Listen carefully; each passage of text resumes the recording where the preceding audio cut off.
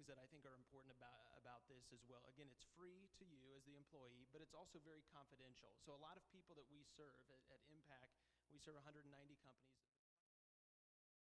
Is my employer going to know, right? So is the superintendent going to know that I'm going? Are they going to be able to read my notes and all of that? The answer is no.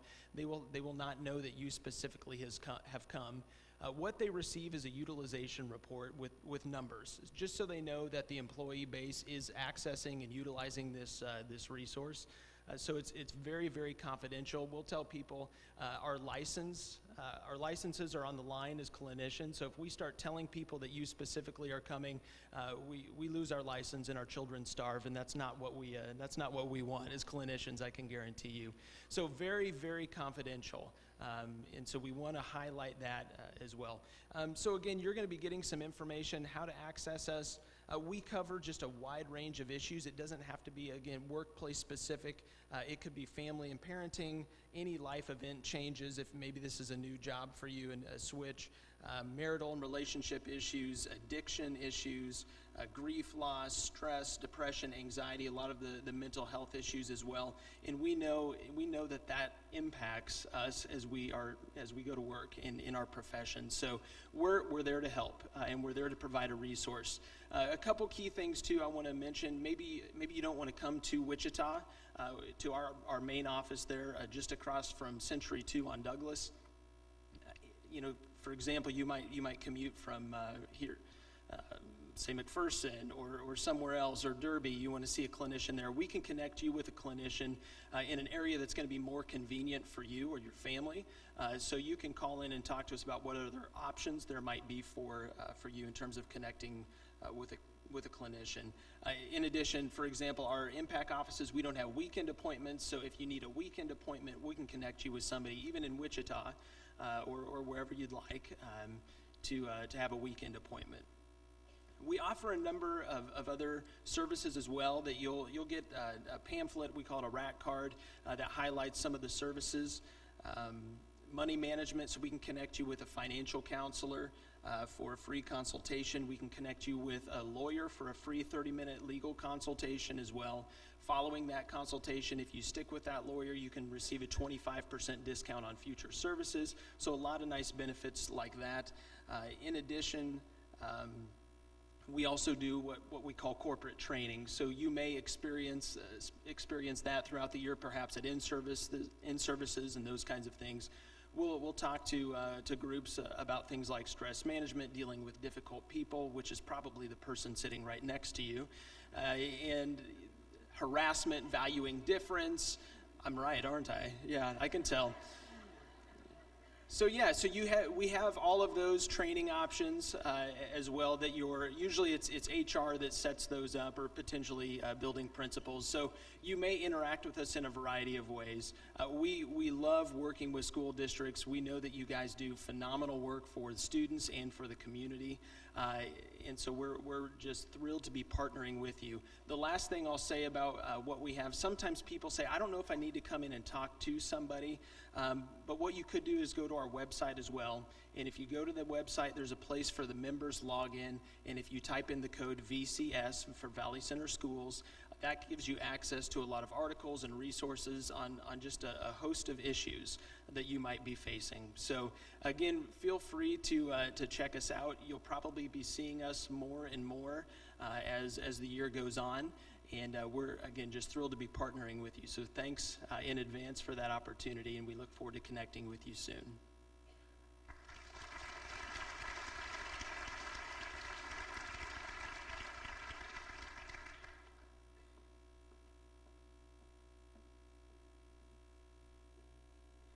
All right, good morning.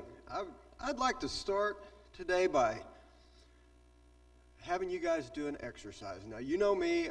If you know me, I like to exercise. I do it quite often. But this is a mental exercise. So I want you to just sit back and relax. I want you all to think about your most favorite person from your K-12 education days. When you were a student, K-12, your favorite person.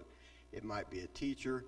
It might be a counselor. It might have been a custodian. It might have been one of the lunch servers. Think about that favorite person. And then think about why that person was your favorite person. Think about those qualities that gave you that connection with that person.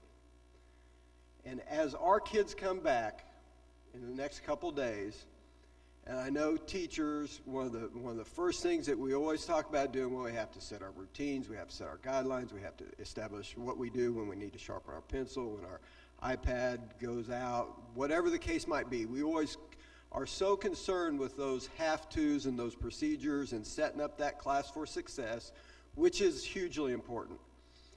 Don't forget that the most important thing you can do as those kids come back, and it doesn't matter if you're a teacher, if you're a bus driver, if you're a custodian, is to make those relationships, develop those relationships. Because I bet all of you, when you're thinking there about that favorite teacher and why they were so important to you, it was about the relationship you had with them. So, I'm here. I get the privilege of introducing our new staff members with us this year. If you would, when I call your name, please stand and remain standing till I get through the whole entire list, if you would. All right? So we're going to start at the district office. We have Robin Raines.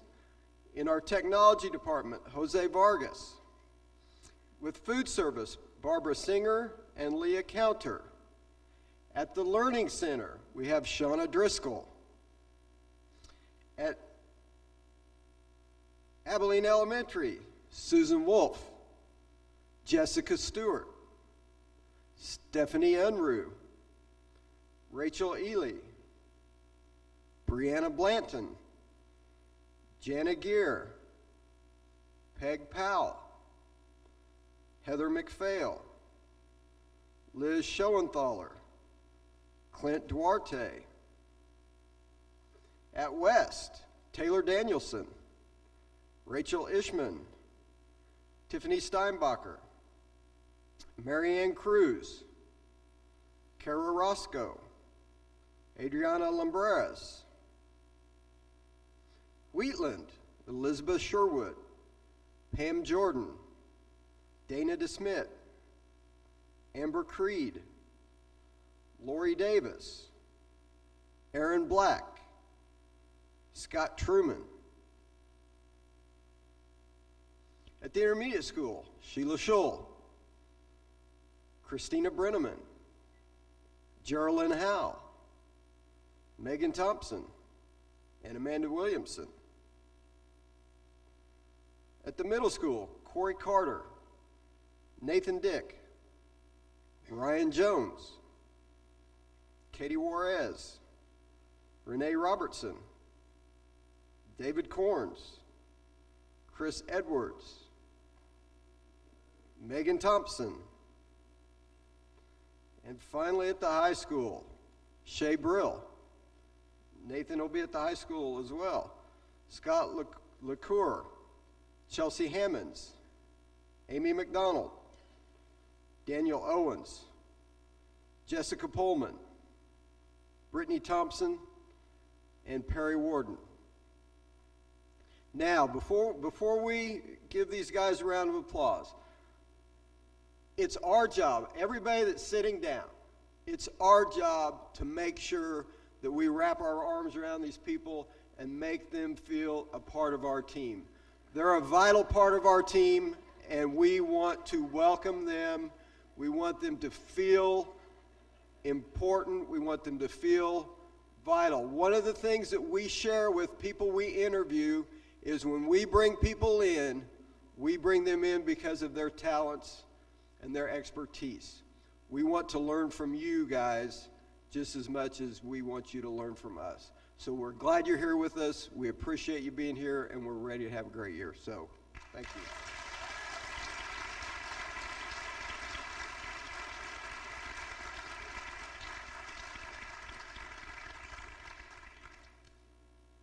Now, the best part of the morning.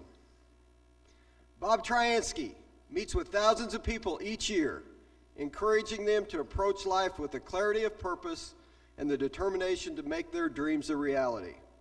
Bob's programs have been endorsed by organizations as diverse as the United Way of America, the Martin Luther King Jr. National Youth Assembly, the National Association of Workshop Directors, and the Congressional Youth Leadership Council.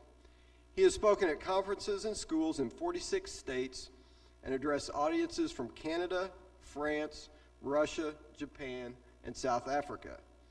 In 2009, the National Association of Secondary School Principals and the National Association of Workshop Directors honored Bob's achievements with the prestigious Earl Ream Award. The award, given to an outstanding teacher of teachers, recognizes outstanding leadership and commitment to the promotion of excellence in student activities. Like most people in the audience, Bob's never won an Oscar, a Grammy, or a Super Bowl ring. He was not raised by wolves, and his life story will never be turned into a movie of the week. In spite of this, Bob has an interesting story to tell and a provocative message to share. The message is filled with hope, devoid of hype, and delivered with a refreshing sense of wit and wisdom.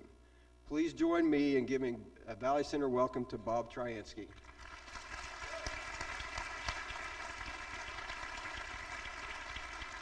Good morning. I need to do a little switch here, so just bear with me for 2 seconds. We could do better. Good morning. Isn't it interesting how things get started? I'm always curious about that. Let me just plug this in here. This is what you call the smooth transition.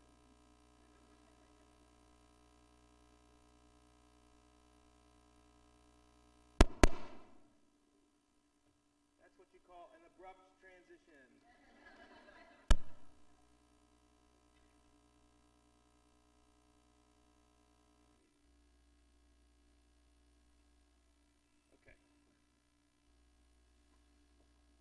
Better. Good morning.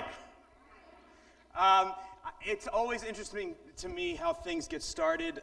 This is by far my favorite type of presentation to give. I spend an awful lot of time in schools, and I get to travel a lot, and lots of schools all over the country, but I work primarily with the kids.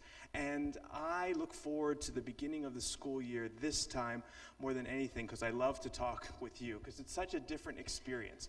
I don't know if you've ever thought of what it's like to be the speaker guy, but what will happen for me is I'll be in the school, and I always, like right now, I get a little bit nervous. And the reason I get nervous is I'm never quite sure what the group is going to be like. So I'll be in the auditorium, and it's empty, at some high school, and the PA will come on. Okay, third period English classes, please report to the auditorium for the motivational assembly program. Don't stop at your locker, don't talk to anybody, don't touch anything. Kids out into the hallway. Fourth period English classes, follow the social studies classes. Anyone caught stopping at their locker will be given 5 detentions and sent home immediately. This is when I think, great, I'm speaking at a prison. Now they start to walk in. What is this? I don't know. It's some motivational assembly program. Great. It's probably another lecture about drugs or testing or Zika. In the front of the room stands the principal. This is what happened in Chicago, my last program last year. This thing on. Okay, people, can we have quiet, please? I'd like to remind you all that assembly programs such as this are a privilege and not a right. I'm the person that can take that privilege away from you. You want to get quiet, people? I'll wait. Then a spectacular introduction. We have a motivational assembly program for you this morning. I suggest you people all pay attention because you need to be motivated. His name is, he's very good. His name is Bob Tyrannosaurus Rexky. Please welcome him. And so I'll get up, and what usually happens is like the president of student council, the vice president of honor society, the key club, they're sitting in the front row. They're going, yay! And the rest of the school is sitting there going, and it's happening right now. I know over the next 2 to 3 minutes you're going to make a decision. You're going to place me on a scale. One side of the scale says reasonable human being worthy of our attention. The other side of the scale says dork. I've got 2 to 3 minutes to convince you. Some of you have voted already. Thanks for that. So to cope with this, I'm kind of an audience participation guy. Turn to the person on your right and say, oh no, did he say audience participation? Turn to the person on your left and say, I think so. Turn to the person behind you and say, get over yourself. Your part goes like this. It's very, very simple. Low risk. Ready? Dum da dum dum dum da dum da dum dum. Try it with me. Dum da dum dum dum da dum da dum dum. Pretty good. Go on to sleep now, third grader of mine. The test is tomorrow, but you'll do just fine. It's reading and math. Forget all the rest. You don't need to know what is not on the test. Dum da dum dum dum da dum da dum dum. Each mark that you make on each test that you take, remember your teachers, their jobs are at stake, and your score is their score, but don't get all stressed. They'd never teach anything not on the test. Dum da dum dum dum da dum da dum dum. The school board is faced with no child left behind, with rules and no funding. They're caught in a bind. So music and art and the things you love best are not in your school 'cause they're not on the test. Sleep, sleep, and as you progress, you'll find there's a lot that is not on the test. Dum da dum dum dum da dum da dum dum. Debate is a skill that is useful to know unless you're in Congress or talk radio, where shouting and spouting and spewing are blessed. 'Cause rational discourse was not on the test. Dum da dum dum dum da dum da dum dum. Thinking's important. It's good to know how, and someday you'll learn to, but some days not now. So go on to sleep now. You need your rest. Don't think about thinking, it's not on the test. Dum da dum dum dum da dum da dum dum. We live in an interesting time in education, don't we? And I'll tell you what I'm not going to talk about today. This is not going to be a talk about standards, about benchmarks. I am not going to talk to you about curriculum, new strategies for education. In fact, I did not come here to teach you anything this morning. What I want to do is remind you of the things that you forgot that you know already. And the way that we do this is a little coordination type of a thing. I said I was an audience participation sort of a guy. You did pretty well on that thing. So let's see how we can go from here. I need to teach you a song. Turn to the person on your left and say, oh no, not a song. Turn to the person on the other side and say, the last thing wasn't so hard. Song goes like this. Dum dum da da da dum dum da da da dum dum da da da dum dum da da dum dum da da da dum dum da da da dum dum da da da dum dum dum. Turn to the person behind you and say, that's a ridiculous song. Now try it with me. All together, I want to hear you. Ready? Here we go. Dum dum da da da dum dum da da. No, you can do better than that. I want to hear you. Deep breath in. Let it out. Now let's fill the room with your voices. Here we go. Dum dum da da da dum dum da da da dum dum da da da dum dum da da dum dum da da da dum dum da da da dum dum da da da dum dum dum. Why is he doing this? Comedians, when they start a program, will do what's known, they'll do something that's not part of their act, and what they're doing is taking the pulse of the audience. They want to see sort of how this is going to go. I like to play around a little bit at the beginning because it helps me. I do this in schools with kids all the time. So this has actions. Take everything off of your lap. You're going to need your hands. You're going to need your lap. You're going to need the person sitting next to you. So if you have a space next to you, you might want to close the gap a little bit. Like you don't want to have an empty seat next to you. You might want to move over one seat.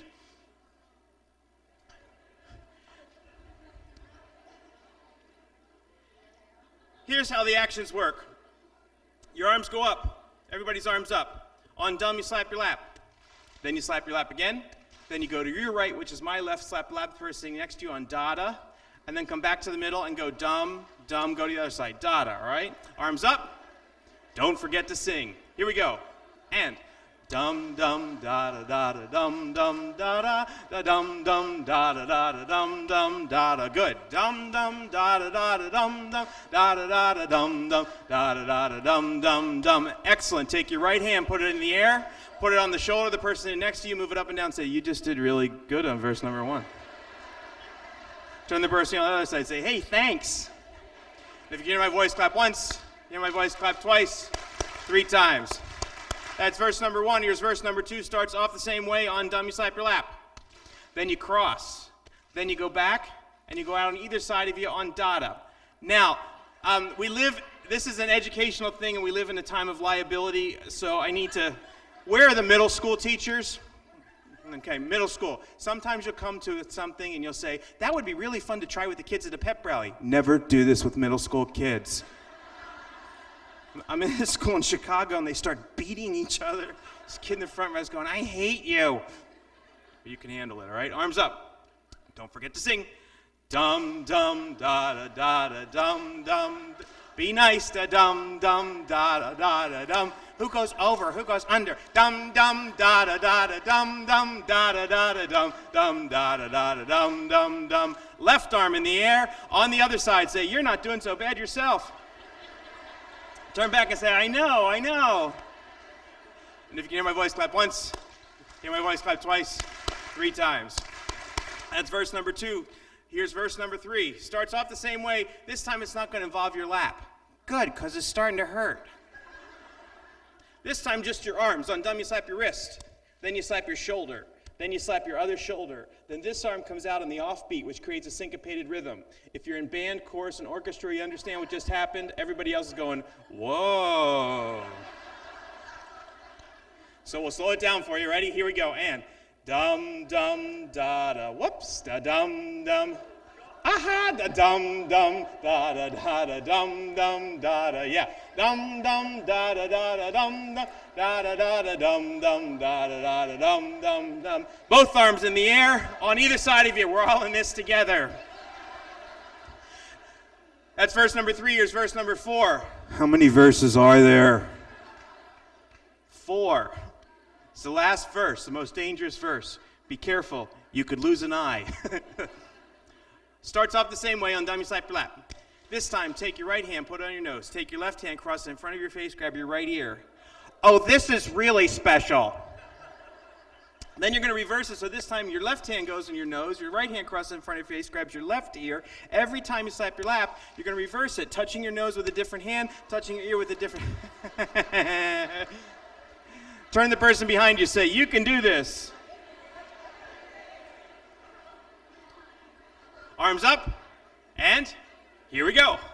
Dum, dum, da, da, da, da, dum, dum, da, da. Okay, time.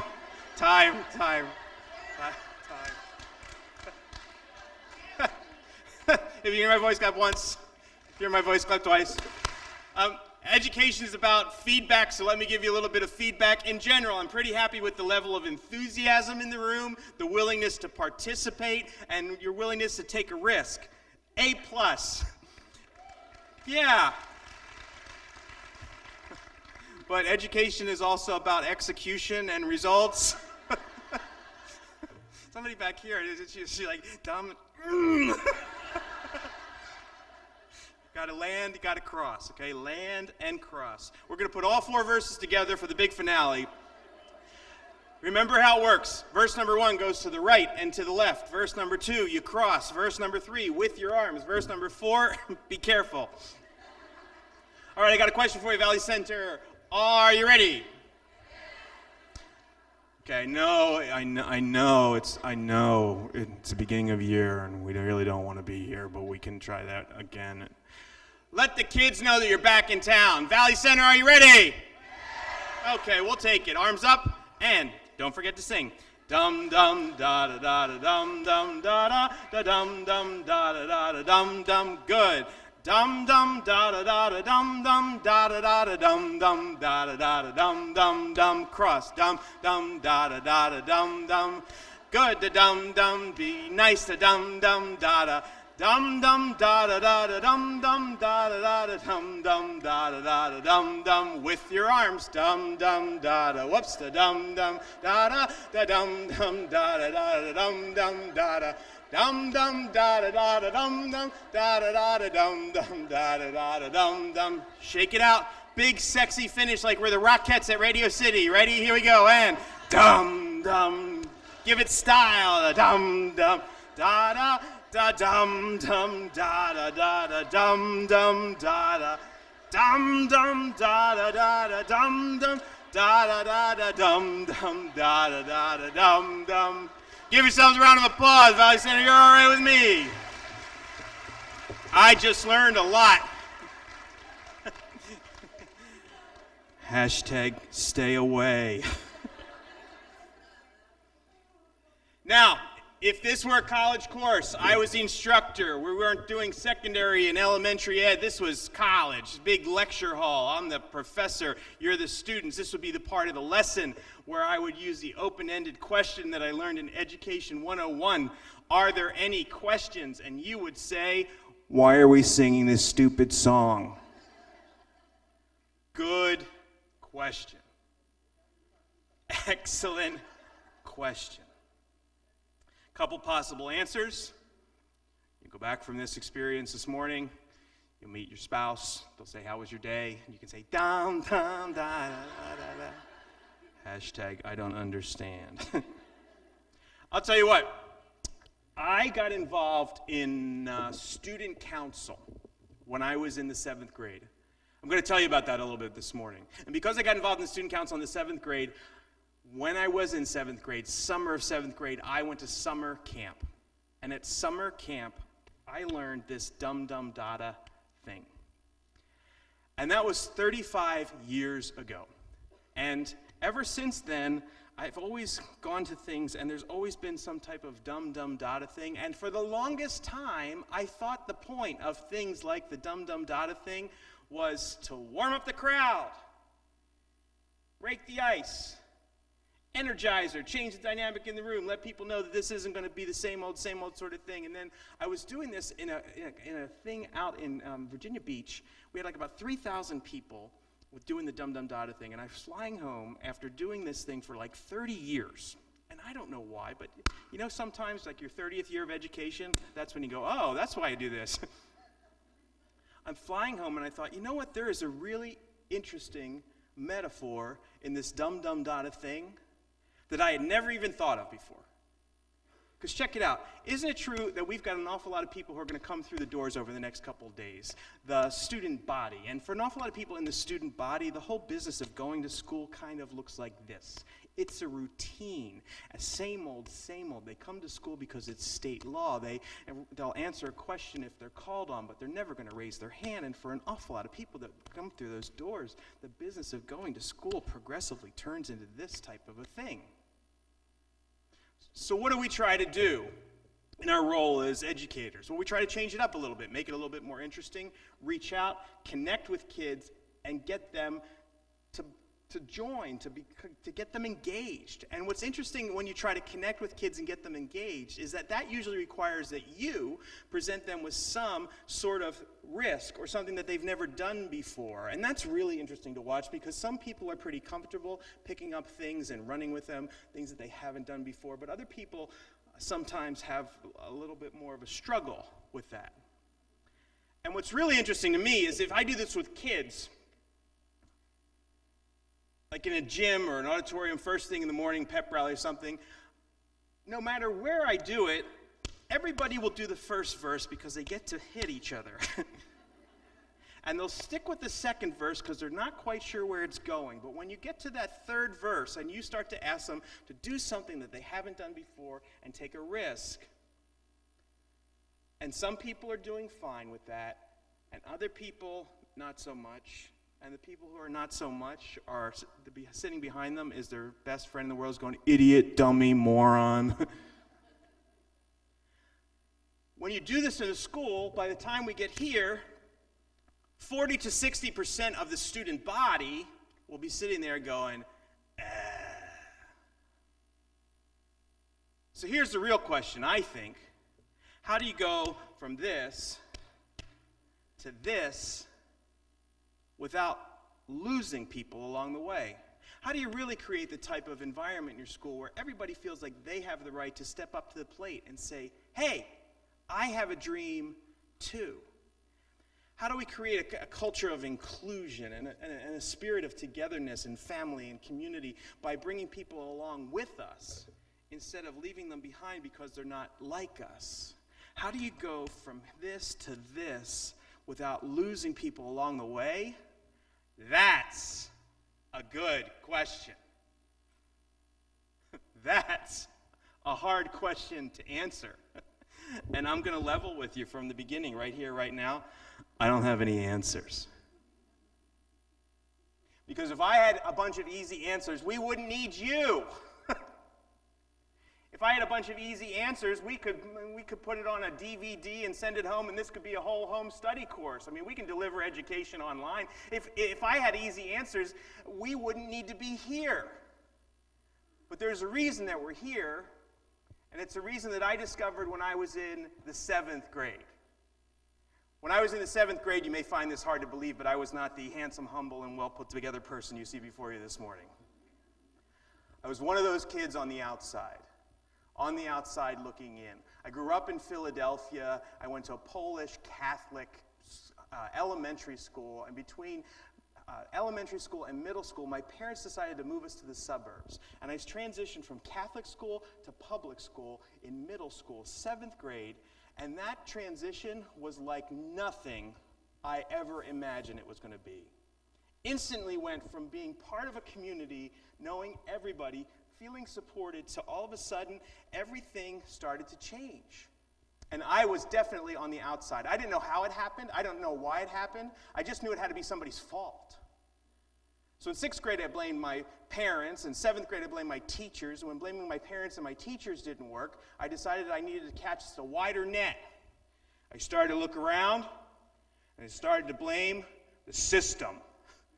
The system was, I was being undermined by the system, and it was the spring of the year, and the system was up to what systems do in the spring of the year. It was student council election time. And the same people were running for student council who ran every single year. Mike Adeletta was running for student council president. Carolyn Lutz was running for student council president. Steve Marone was running for treasurer. And I was sitting at my table with my non-student council friends doing what people who are not engaged, not involved, what they do. I was complaining about the people who were running for student council. Who do they think they are? What are they trying to prove? And it's always the popular kids. And I'm not sure why, but looking back, I think it's probably because I was kind of angry. And anger can be a good motivating force if you channel it right. And my cousin Linda was the president of student council at the high school. And I knew she really liked school. Like, she was plugged in. She was a cheerleader. She was the president of the high school student council. So I started saying to my friends, well, we could make posters just like them. We could give speeches just like that. We could hand out sticks of gum and say, stick with me. We could do this. I was walking to my social studies class, and I'm trying to convince my friend Jim Spurlock.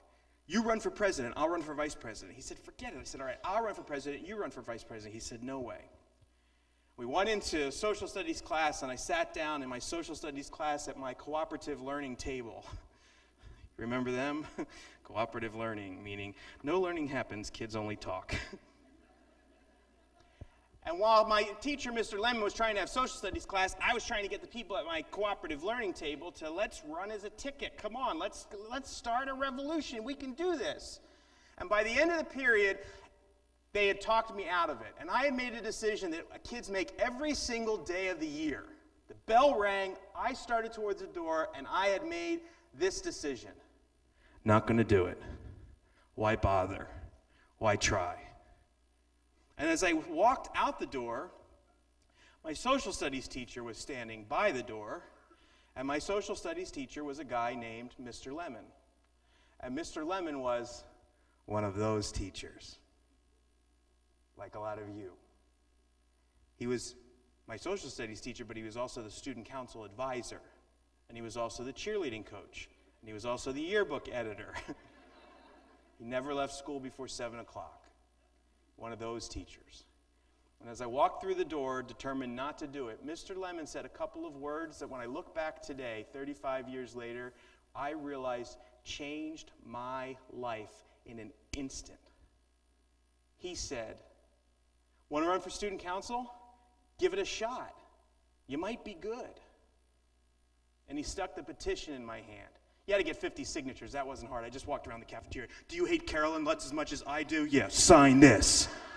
Calling it a revolution. The petition wasn't the hard thing. The hard thing was we had to give the speech. You know, the speech. 750 people in the auditorium had to stand up in front of all of them and give the speech. I had never given a speech before. I called my cousin Linda. I said, "Linda, I'm going to run for student council president." She said, "That's terrific." I said, "Yeah, I have to give a speech." She said, "That's not hard." I said, "I've never given a speech before." She said, "I'll help you." So Monday, Tuesday came and went, and Tuesday night I'm like, "Linda, I need help with the speech." She said, "I've got a lot of algebra homework." Wednesday night I'm like, "Linda, I need help with the speech." She said, "I got cheerleading practice." Thursday night I'm like, "Linda, the speech is tomorrow." She said, "Talk to me on the bus in the morning." Great. So I get on the bus.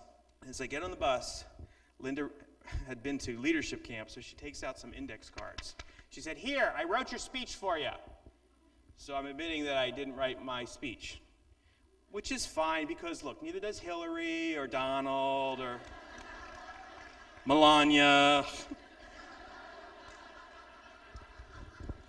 She said, "Just take the cards, read what's on the card, take a nice deep breath after every card, and you'll be fine." So we got into the student council election assembly. It was the first time, we got called down early. It was the first time I'd ever been into the auditorium. They didn't even have the lights turned on. I started walking that auditorium, and I started to walk toward the front of the room. And I realized as I walked down the aisle, that this was the place where every smell in our school came to die. As I walked down the aisle, and I got a whiff of industrial strength lasagna coming from the cafeteria, and all the gum that was stuck under the seats in the front row, and the BO that was coming from the gym, and the chlorine that was coming from the pool, and I just started to get nauseous and sick, and I wanted to die, but we had to sit in the front, which I did. And then they started to come in. "What is this?" "I don't know, it's the student council assembly." And I'm just sitting there going, "What are you doing? What are you doing? Why did you do this? Why did you do this?" And our principal got things underway. "Okay, people, quiet down. You're here today to elect the future leaders of the school. It's very important you pay attention. Mr. Lemon." And Mr. Lemon got up. And Mr. Lemon, I will never forget this speech. Mr. Lemon was one of those teachers. 750 people in the auditorium. He's not just going to do the student council election assembly. No. He's going to teach a lesson about leadership to 750 people all at once. I'll never forget it. He gave a fiery speech. He talked about how the Eagles would never win the Super Bowl. And he could have just stopped there. But without leadership. He talked about how the Phillies never would have won the World Series if they didn't have leadership. And he talked about how there were different types of leaders. And as I was sitting up there, I realized that on the front of the podium, he had 3 cups of water. And next to each cup of water, there was like a little pill bottle or pill cap sitting next to each of the 3 cups of water, 3 plastic cups of water. And he picked up the first cup of water. He said, there's some leaders that are like an aspirin. Watch what happens when I take an aspirin and I stick it in the cup. What happens when I drop this aspirin in the cup? And John Sweeney, wise guy, class clown over in row number 3, goes, "Nothing." And Mr. Lemon said, "That's right, John, nothing." And you know what? There are some people that seek leadership positions, and what you get out of them is a whole lot of nothing. Because they're not prepared, they don't have a plan, they don't know where they want to go, they don't bring their skills to the talents to the table, and you don't want a leader like that. Picked up the second cup. He said, there are some leaders that are like this Bromo-Seltzer. Do they even make Bromo-Seltzer anymore? It's this little powder that you use for indigestion, and when you put it in the water, it was like putting baking powder in vinegar. It went like this. So he dumps that in, and he said, watch what happens when I pour the Bromo-Seltzer in the water. Wow, that's exciting, isn't it? And there are all kinds of people who get you excited about voting for them for leadership positions. They'll say, we're gonna have recess 5 periods a day, and they're gonna have nothing in the cafeteria but Snickers bars, and all of a sudden people start getting all excited. Yeah. And then, but look what happens. really quickly, all that energy, all that excitement just starts to dissipate, starts to fall apart. And the only real difference between this one and this one is that the Bromo-Seltzer cup has a real ugly film on the top of it that leaves a really bad taste in everybody's mouth. And you don't want a leader like that. What you want is you want a leader like this Alka-Seltzer. Watch what happens when I take this Alka-Seltzer and I stick it in the cup. He said, see how it goes to work slowly, steadily. There's all kinds of enthusiasm. There's all kinds of excitement. That's what we're looking for. We're looking for a leader who will take you through the beginning of the year. We'll have the world's greatest welcome back dance in September. But it doesn't stop in September. In October, we'll have a masquerade party, and Thanksgiving, we'll have a turkey raffle for the faculty, and we'll have all the appropriate holidays for each ethnic and religious appropriate celebration, as we should for the holidays, which we used to just call Christmas. But that's okay. But when you come back in January, you know, when it's cold and dark and nobody wants to be in school and you don't want to be here, that's when leadership really kicks in. That's when we have the world's best class competition, Blue and Blue Night. That's when we start to plan for the spring fling, plop, plop, fizz, fizz. Oh, what a relief it is to have a leader like an Alka-Seltzer. You're here today to meet the candidates who are running for president. First candidate for the office of president will be Mike Gadaletta. Mike got up.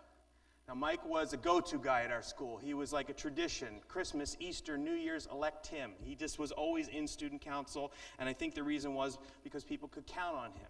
If we were having a dance, Mike would be the guy that would make the poster, and Mike would hang the poster, and when Mike would sell you your ticket, and when you came to the dance, Mike would take your ticket, and if you went to get a Coke, Mike would pour the Coke, and when the dance was over, Mike would be the guy pushing the broom with the custodian, staying after the dance to make sure everything got cleaned up. Mike was a good guy. People liked him. And he had been to leadership training conferences, so he took out his index cards and he delivered the following fiery speech. Good morning, everyone. My name is Mike Gadaletta, and I'm running for student council president. And there's some important things you need to know about me. I like horseback riding, water skiing, and working with people. If you like horseback riding, water skiing, and working with people, vote for me, Mike Gadaletta. Thank you very much. Thank you, Mike, for that very inspiring speech. The next candidate for the office of president will be Carolyn Lutz. Carolyn got up.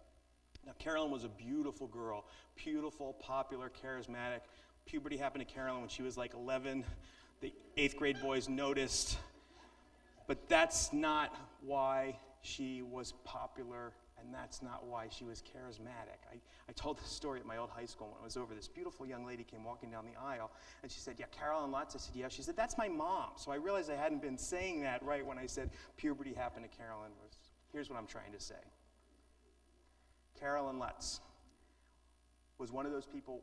She's as beautiful on the inside as she was on the outside, and when she walked up and down the hall, it didn't matter who you were. If you were having a bad day and Carolyn Lutz smiled at you, your day just got 100 times better, because you knew that if you needed to talk to anybody and you took the time to seek out Carolyn, she was always going to be there with it. She wasn't Lindsay Lohan, Mean Girls popular. She was Princess Di. She had a fan club. Everybody was planning to vote for her. She was the odds-on favorite to run for student council. I was going to vote for her. She had a fan club. This guy, John Sweeney, the guy 3 minutes before he said nothing, was the president of her fan club. He's standing up on a chair trying to get the whole audience to cheer for her. Carolyn, Carolyn, Carolyn. And she was a class act. She knew how to handle her popularity. She said, John, thanks. And she waited for John to sit down.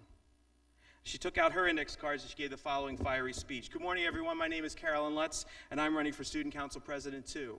And there's some important things you need to know about me. I like horseback riding, water skiing, and working with people. If you like horseback riding, water skiing, and working with people, vote for me, Carolyn Lutz. Thank you very much. Thank you, Carolyn, for laying out your agenda.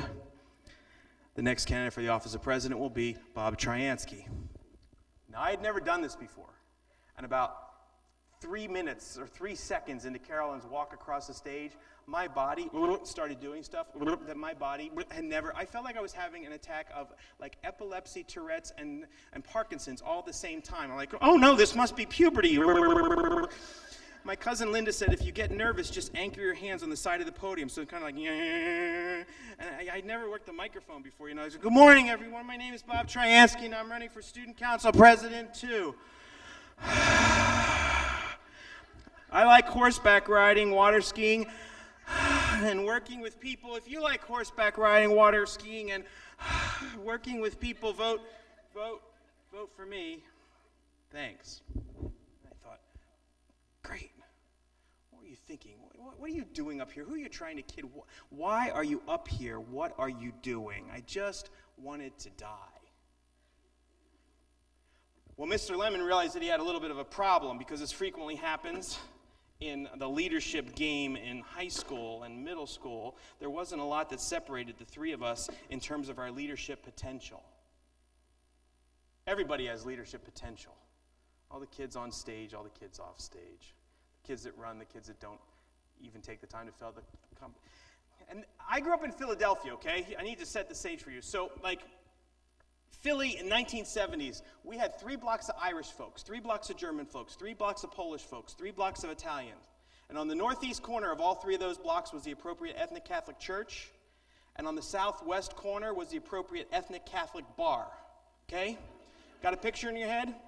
All right, why am I telling you this? Well, because in a minute, you're not going to like Mr. Lemon so much. He would get fired today if he were to do this, but I just need to set the context of where I grew up. Mr. Lemon stood behind the 3 of us, and he said, well, I guess it's a matter of personal choice. Who do you want your next president to be? Do you want it to be the Italian, Gadaletta? Do you want your next president to be a girl, Carolyn Lutz? Or do you want your next president to be a Polak, Troyansky? And I went, oh my gosh, what are you doing? What are you doing? I can't believe this. I just wanted to die. But John Sweeney, the guy who 5 minutes before had said nothing and then had been cheering for Carolyn, he was also a World Wrestling Federation fan. And in the 1980s, there was this guy, Ivan Polsky, huge, hulking Polish wrestler. Saturday mornings, turn on wrestling, there would be Ivan. Ivan had a signature move. He would pick people up over his head. He would body slam them onto the carpet. Boom. He would stand over them. Boom. Boom. He would reach up to the ceiling, grab the microphone, descend upon his conquest, and as he did, he would say, Polish power, Polish power, Polish power.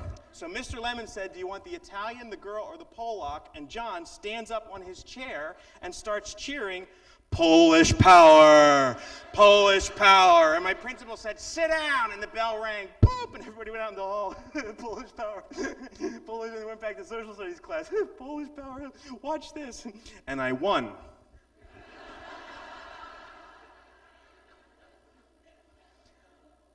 All it took was an ethnic slur and a happy accident, and my life changed in an instant. I look back on that moment today and think about where I'm standing and what I'm telling you this morning. I went instantly from being on the outside to the inside, to being one of the popular kids, one of the connected kids. And my whole trajectory kind of went like this. It was incredible. When I graduated from high school, I got all kinds of awards. The School Spirit and Pride Award, the Student Council Award, my favorite one, most likely to succeed. School board president actually stood at my high school graduation and said, Bob Troyansky, you are the most likely to succeed. Here's a plaque.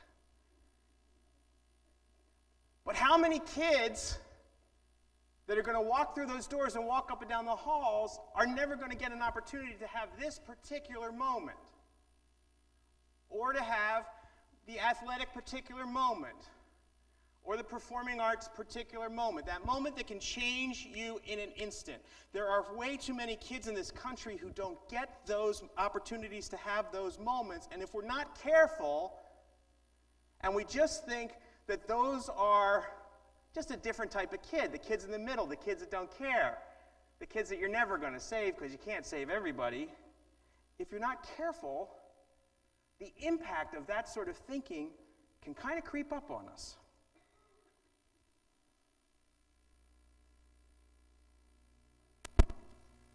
Hold on. Probably know that there are 525,600 minutes in any given year. The theme song from the musical poses an interesting question. How do you measure a year? If you listen to the song's lyrics, most of the potential answers to that question are simple things, significant things, but things that adults frequently take for granted. which makes sense because the musical is intended for adults. But what if I asked the same question, only this time I asked you how to measure a year in the life of our kids? Especially if those kids are not socially connected or academically challenged? The answers might surprise you. In America today, a child drops out of high school not every minute, but every 26 seconds. 3 out of every 10 students in America today will not graduate from high school. 6 will drop out while you're watching this video. 1,100 dropped out while you were sleeping. More than 3,000 will drop out by the end of school today. If you do the math, it adds up to 1.2 million kids dropping out of high school every single year. Let's take a minute to consider what that means, not just to those kids, but to everyone else in America today. And let's keep the math simple so that no adult is left behind. When a teen drops out of high school, their lifetime earning potential is reduced by 60%.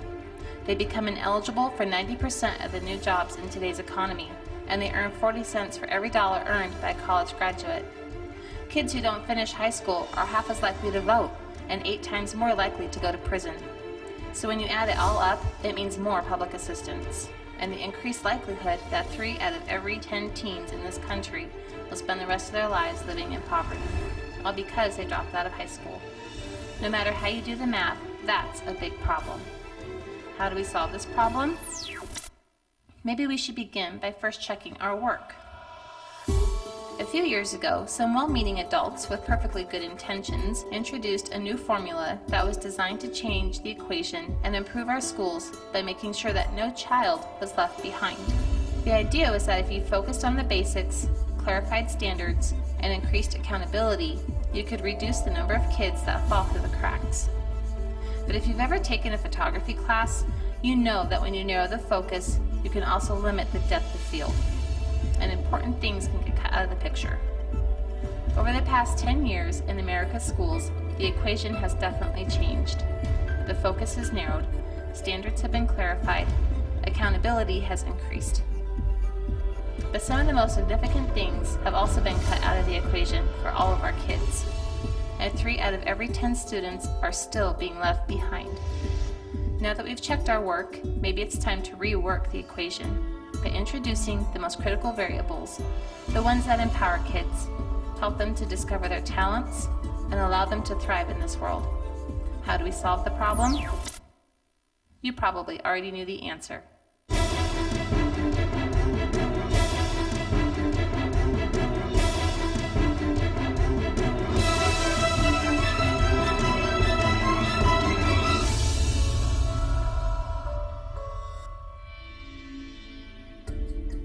What if the most significant variable in the educational reform equation is the one we pay least attention to sometimes?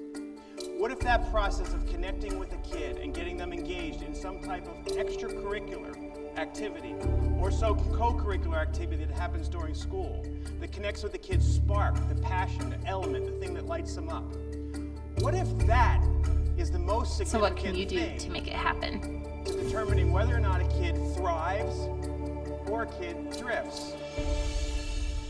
When I graduated from high school, like I said, I was voted most likely to succeed. I won all kinds of awards. I went on to Syracuse University, where I became the vice president of student government in my freshman year. I was an undergraduate representative to the board of trustees. I was in the University 100, the top 100 students at Syracuse University.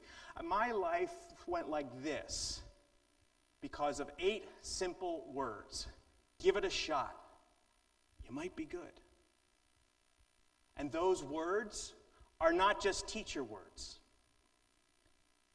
Those words are not just parent words. Those words are the words that those of us who are adults in this world have to start uttering on a more frequent basis to a wider group of kids, because too many of them are falling through the cracks because we are not paying attention.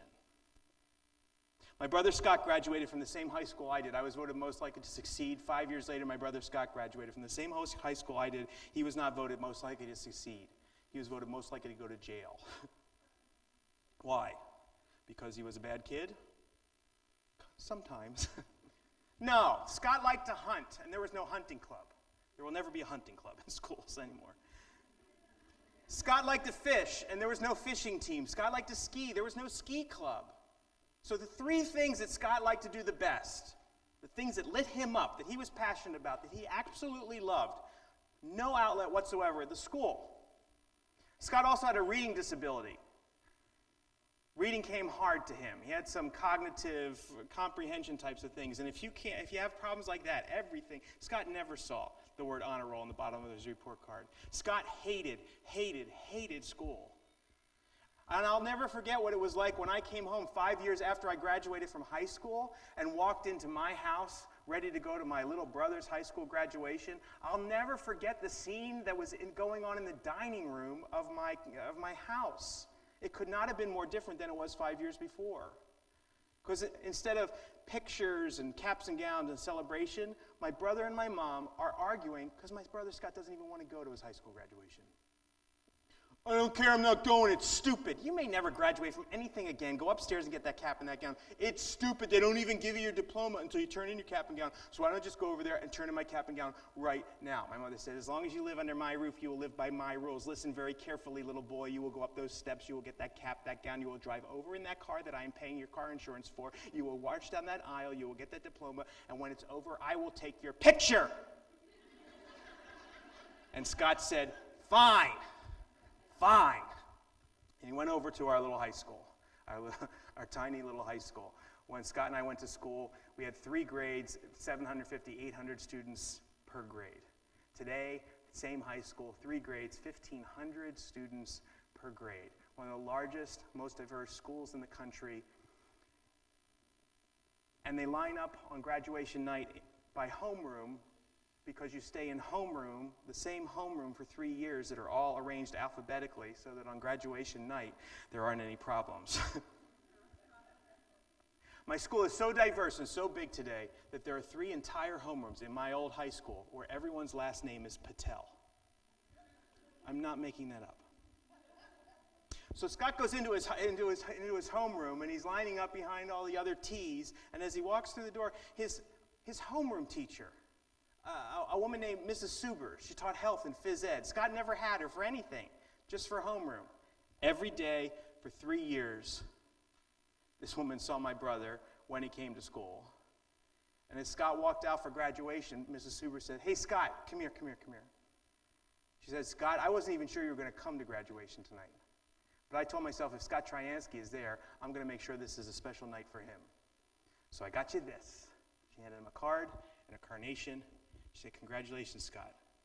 And Scott said, okay.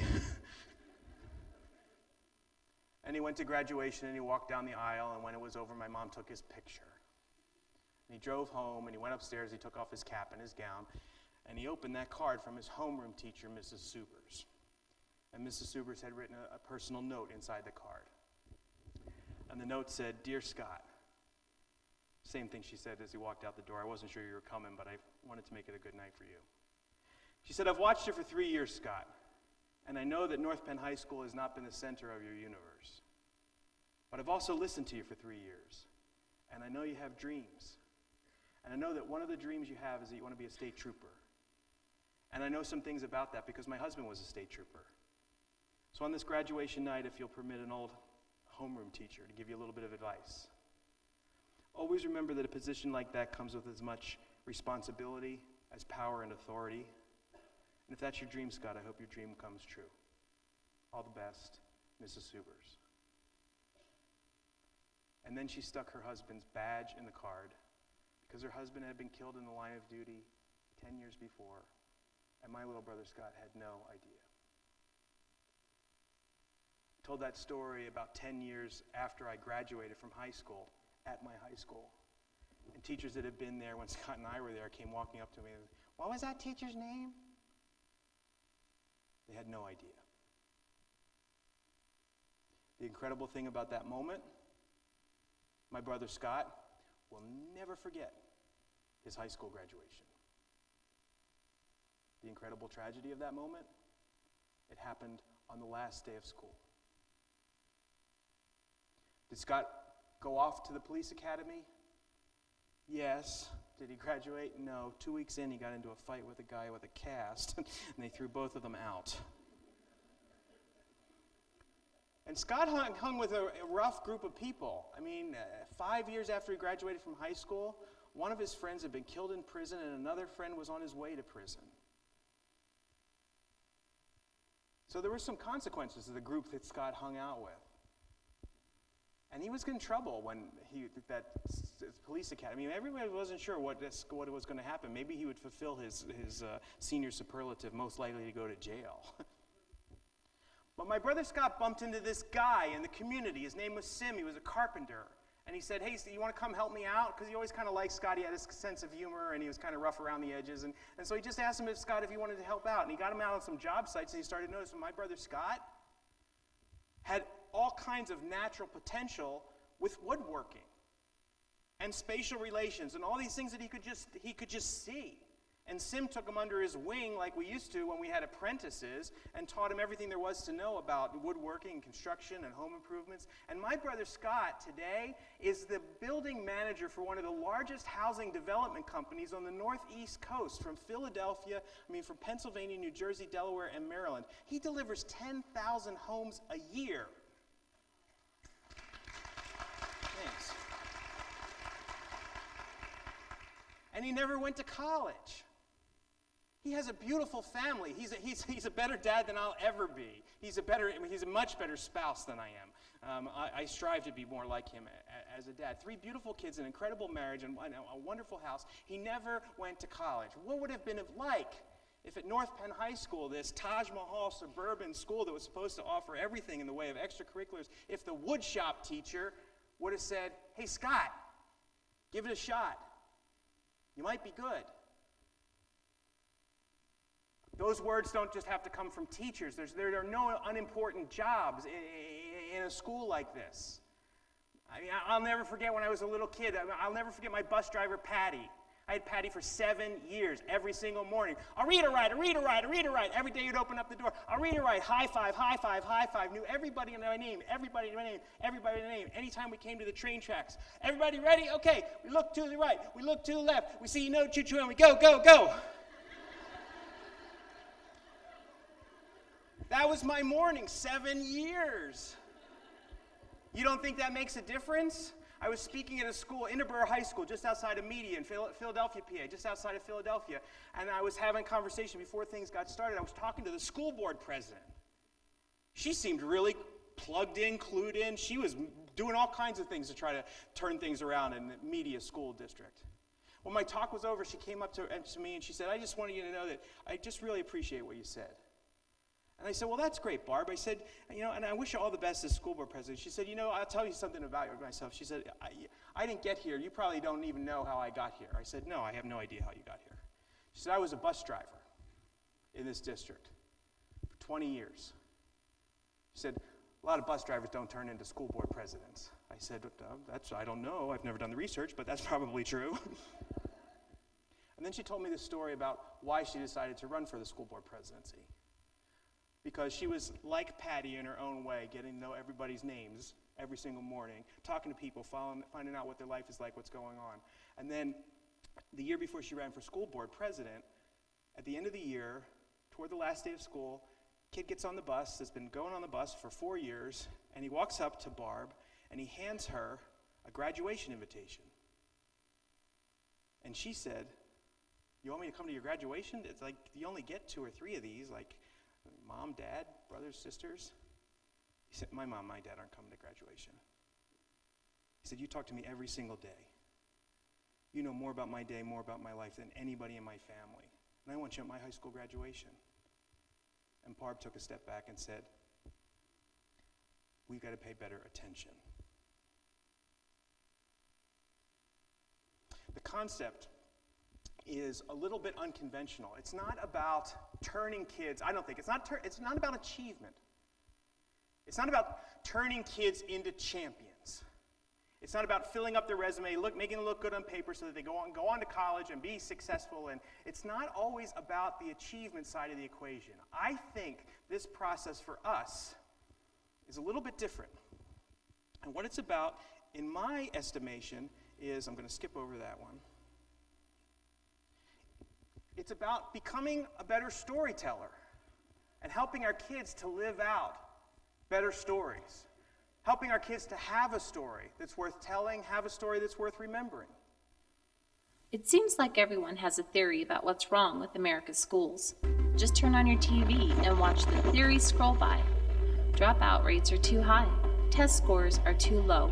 The amount of homework is too high. Parental involvement is too low. School costs are too high. School funding is too low. The stories on TV are almost always focused on what's wrong with our schools. If you want to discover what's right, you might want to ditch the TV. Drive over to your local middle school or high school and take a minute to actually step inside. Introduce yourself to the principal. Take a walk through the halls. Talk to the students. Get to know their teachers, coaches, and advisors. Open up a yearbook and spend some time paging through it. There's a good chance you'll discover some incredible stories. The girls' volleyball team that just brought home a state championship. The school newspaper editor who's graduating this year and on his way to a prestigious journalism school. The yearbook photographer who wants to work for National Geographic. The marching band member who wants to be a doctor and knows she's going to get there because her passion for music has taught her that a clear goal, hard work, and discipline can master just about anything. A compassionate sophomore who took the lead in organizing a fishing trip for physically challenged students because he thought everyone should have a chance to share his love for the great outdoors. The vice president of student council who dreams of living in the White House one day, who looks forward to serving on the city council or chamber of commerce between now and then. The juniors who started a robotics club because it looked like it might be fun, then discovered that they just might have what it takes to be engineers. Every yearbook in every school and every community has powerful stories to tell, and they don't happen by accident. They're the result of a simple but powerful equation that emerges when students get involved in a school-sponsored, adult-supervised, student-driven activity. Minneapolis-based Search Institute calls this the equation for human thriving, and research pioneered by Dr. Peter Benson has shown that when a young person discovers their spark, the thing that lights them up, their talent, interest, and passion, and when they can build relationships with 3 significant adults who are not their parents, those champions can connect the student with opportunities that allow them to thrive. The student activities equation and the human thriving equation follow the same formula, and when you do the math, the results speak for themselves. But in too many schools and too many communities, budget cuts, time crunches, and increased emphasis on test scores have led to a decreased appreciation for the value of arts, athletics, and activities programs. And student activities have become the missing variable in too many educational reform equations. The unintended consequences can be pretty severe. So, how do we turn things around?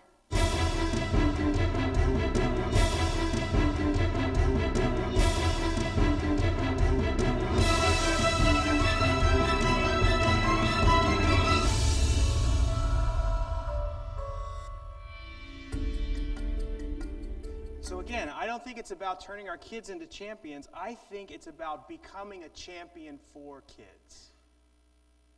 And I had never seen this Search Institute stuff until I started working with this organization that we put these videos together, the Alliance for Student Activities.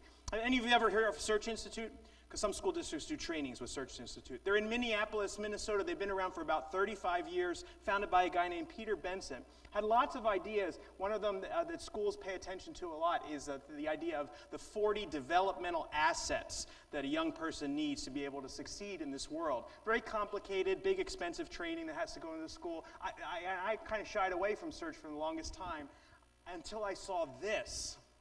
And I love this because you can walk out of the auditorium today and this will be anchored in your head. This is elegantly simple and it just makes all kinds of sense. Search has been interviewing kids for 35 years, from elementary school through middle school on into high school, doing what's known as longitudinal studies. They stay with kids as they move through the high school experience and on into college. They've been asking questions focused around kind of a central theme, a central question.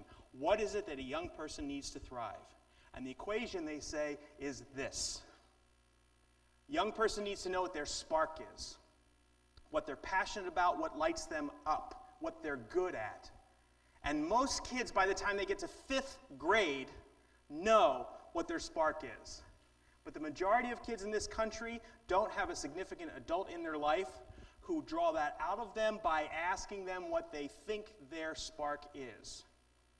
They have plenty of parents who will tell them what their spark ought to be, or the spark that will lead to a secure job and career and college. But they don't have adults in their life who are trying to help them recognize and appreciate their spark. Second thing, after you know what your spark is, that kid needs to be connected to 3 champions, defined as 3 significant adults who are not their parents. And one of those people has to come from this group of people. One of those people has to come from school. Why is that so important? Because this is where kids spend the majority of their time. So they need one significant adult at least who is a regular part of their routine coming from the educational, and then you can have a youth pastor, you can have a little league coach, it really doesn't matter. And you don't need to have 3 to be successful. But if you have 3, it's almost guaranteed that that kid will launch and soar independently based on the research that the Search Institute has done. Since I've bumped into this equation, I bump into people, at the end of talks and motivational things, and I travel, so I'll go out to dinner with people. And I hear a lot from people who are struggling with kids who have real problems. And since I've learned about this, I've asked this question when people start talking to me about a kid with problems. This question: who are the 3 significant adults in that kid's life beyond their parents? And almost universally, that's when I get the deer in the headlights look. Such an unbelievably important question. Who is saying, give it a shot? You might be good for that kid that isn't involved in the sport you coach, the activity that you advise. Where are they finding that person? Who else could you link up to? Spark plus 3 champions, when you put those 2 things together, what's great about that, and the reason why they say who are not their parents, is because kids need adults who are not their parents to broaden their horizons. All of us who are parents, we do everything we can to do the best of our kids, but we all have limits in terms of our knowledge, in terms of our experience. And when you add more people to your team, you're just going to... And I just think about how that worked for me when I bumped into Rick Carroll, my swimming coach, Cindy Loudon, my drama coach. All the additional adults that I bumped into because I was on that track as a member of the Above Average Alliance. Spark plus 3 champions plus opportunity means a kid will thrive. And we're not just talking about middle school and high school. When this happens, you can see it from the first day of school. You can see it in elementary school. It looks just like this.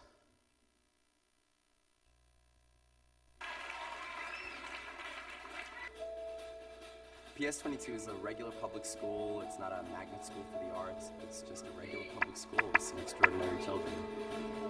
Who started this course was Mr. B.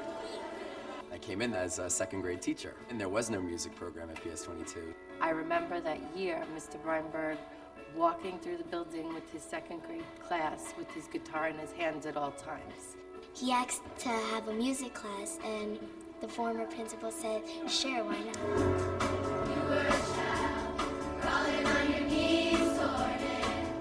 And we just love music with Mr. B. He just rocks.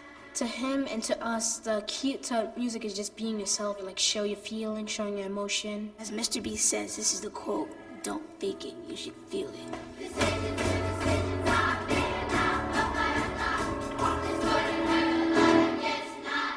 It's so important for these kids to have that outlet to express themselves and to do it now. Because if you close up when you're in 5th grade, you're going to be closed up for the rest of your childhood. When I came here, I felt more open to everyone, and I felt like at home.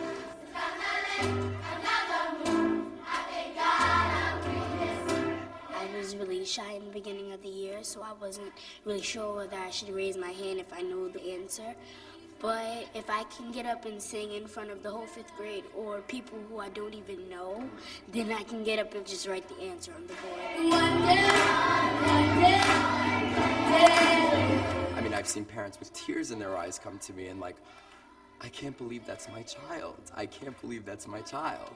And it's been interesting to track over the last several years. We haven't had a child in chorus that's attended summer school. 1, 2, 3. Gonna be okay. Da-da-doo-doo, just We are very lucky because not many schools these days do understand what the arts can do for a child. And great things have happened, more than we could have ever expected. We started posting some of their videos on the internet, and artists whose songs we've covered have caught wind of what we were doing, and from there, that's when things really started to go viral. Fabulous, perfect, soulful, amazing. I've seen the video 100 million. All the hits were me. Nice! To meet stars like Kylie Minogue, Katie Tunstall, Matt Damon. We met so many stars that we forgot half of them. We got 25 million views on YouTube. More. I am here to officially invite you guys to play.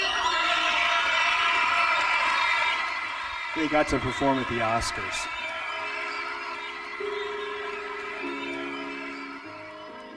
It's not really all the celebrities and all the TV cameras. It's not all about that. It makes it special when we just sit around and start singing in the auditorium. You don't have to feel like a waste of space. You're original, you cannot be replaced. Who else has that kind of luck that they can go to work and be happier for going to work?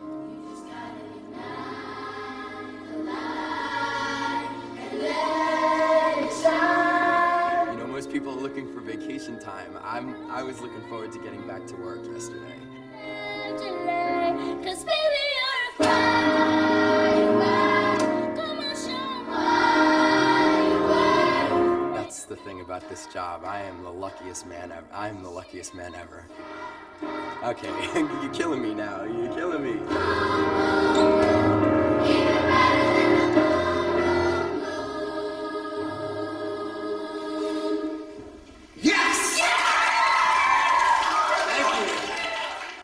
See, I told you I wasn't going to tell you anything that you didn't know already. It's just about reminding yourselves of the things that are important. And the lessons that you can teach outside of the classroom and off the pages of the curriculum. My gosh, the number of things that I learned through my participation in extracurricular activities, the lessons that you teach on the field, in the hallways between classes, those moments that I'll give you an example. One of the things that we learn in athletics all the time is, it's important to win. Seize the day. Seize the day. My coach, Rick Carroll, was one of those, he was like Vince Lombardi of my high school. He was like a legendary coach that if you were on the swim team from the time you were in the 5th grade, you wanted to swim for Mr. Carroll's team by the time you got to high school. He was a legend of the hall for all kinds of good reasons. And he just had ways of doing things. He would take the monotonous stuff and make it interesting, like time trials is a monotonous thing in swimming. At the beginning of the season, a swim coach wants to get all the times down and find out who can do what. They want to get the lineup. And so we have time trials, and you have to swim every event. And that's kind of boring and lame.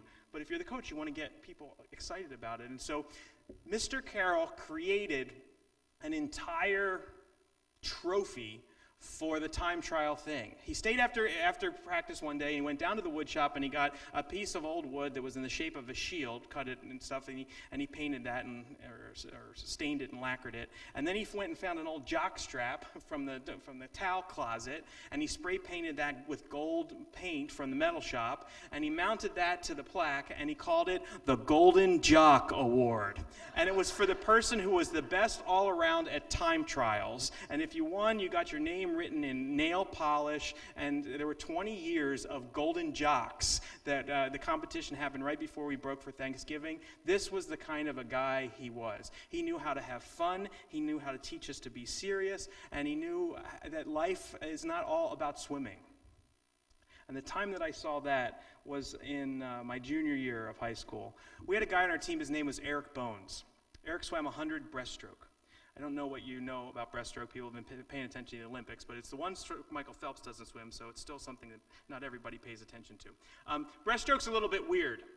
Your arms go like this, your legs go like this, your head bobs up and down and up and down and up and down. And if you go to breaststroke races, people stand at the back of the pool going, hoot, hoot, hoot. It's weird. It's not beautiful like butterfly. It's not smooth. It's kind of awkward and jerky looking. And Eric was really good. He swam 4 laps of breaststroke in like 1 minute and 4 seconds, which was moving. And he was so good that all season long he was knocking records off the record board, doing exactly the type of thing we want people to do when they're striving for excellence and seizing the day. He got meet record after meet record. Early in the season he got the team record. Midway through the season he got the league record. The one record that eluded him was the pool record. It had been set 10 years before by some guy from out of town and hovered around like a 103.2.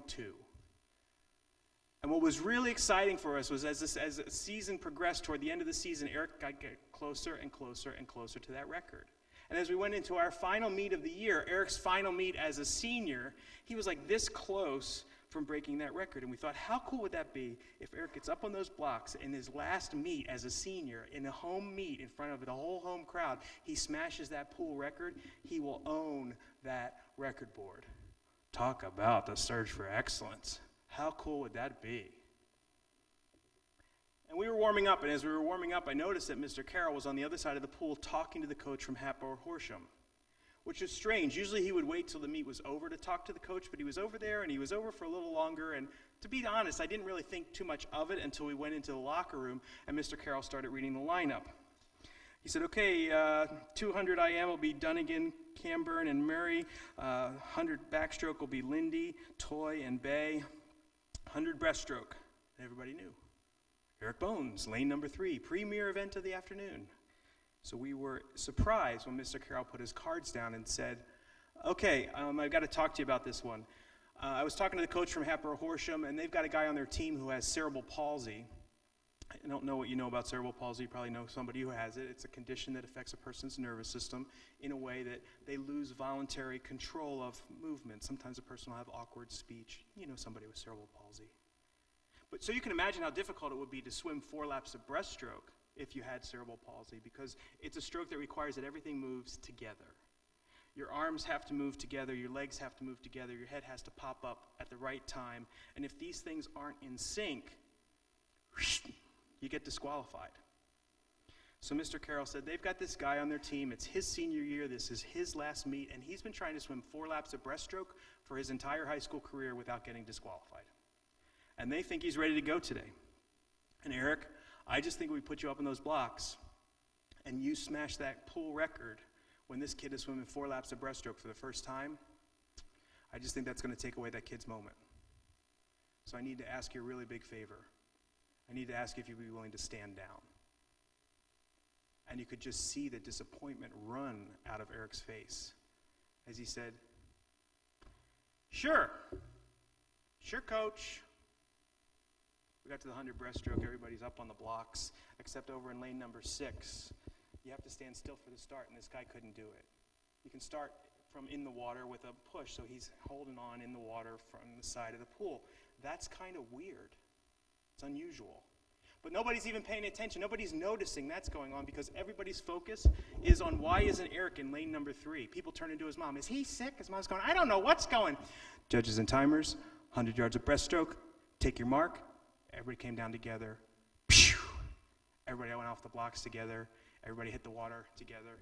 And it was just like any other race. They went down the pool and they came back and their heads were bobbing up and down and up and down and up and down. Hoot, hoot, hoot. They came into the second turn and out of the second turn. Hoot, hoot, hoot. And as they came into the second turn and out of the second turn, they lapped him. They swam 2 laps of breaststroke before this guy swam 1. They swam 4 laps of breaststroke before this guy swam 1. Everybody comes in, they touch at the same time, scoreboard lights up. Yay! And then I wish I could have been there to see what happened next as the whole place just got absolutely silent.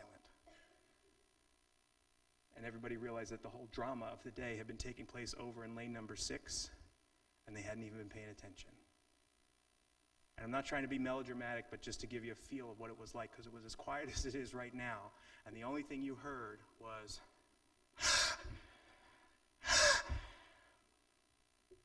and it took forever. It took him like 2 minutes to swim the first lap.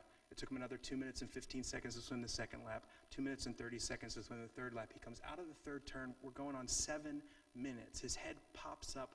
The audience, the audience is exhausted. He's exhausted. His head pops up. Water rushes over his head. He chokes in some water, and the whole room is just kind of like, but he gets it back together, slow and steady, and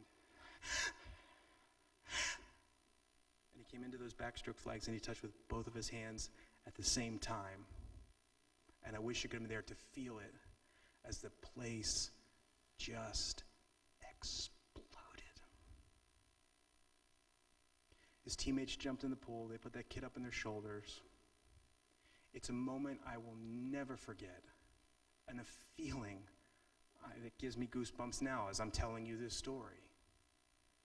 Because I think it's one of the few times in my life, with the possible exception of when I held my little girl in my arms for the first time, it's one of the few times in my life that I've seen pure joy on the face of another human being. And Mr. Carroll made it a point to stand over by Eric as that race was going on, and when it was over, he said, "That was a really big thing you just did there, Eric, and I really appreciate that." And Eric said, "Coach, I don't know what it would have been like to take away that kid's moment." Our challenge as educators, in a world that demands achievement and excellence and benchmarks and data, can be overwhelming. But the worst possible thing you could do is lose sight of the things that are most important. It's those tiny little things you do, intentionally and with precision and with repetition, to the kids that have no idea what they're capable of.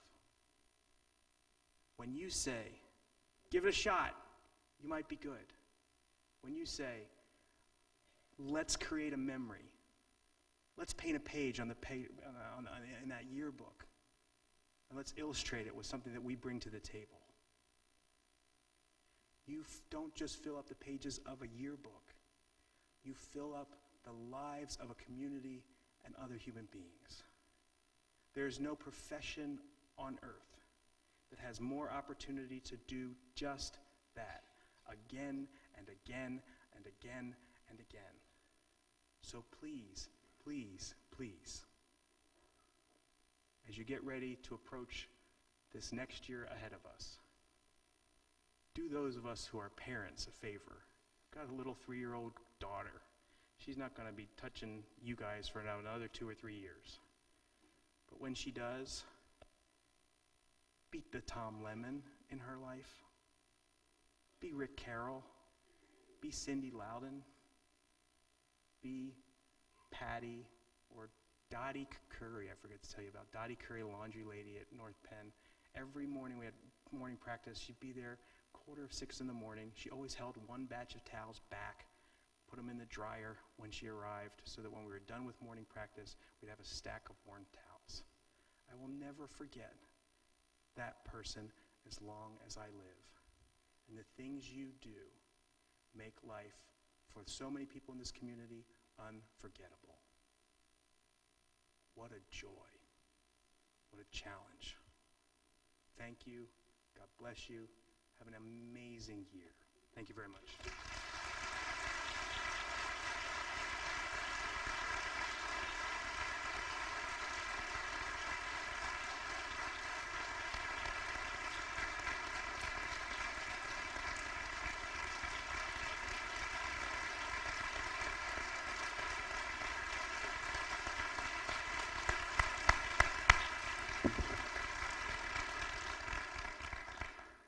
I'm still a bit choked up. What a great message, and we appreciate you, Bob, for being here. And I appreciate each and every one of you. It is critical we take the time to build those connections with our students and one another. The power of the pen cannot be disputed as well. So let's go out there and have a great year and be a champion for our kids. Thank you.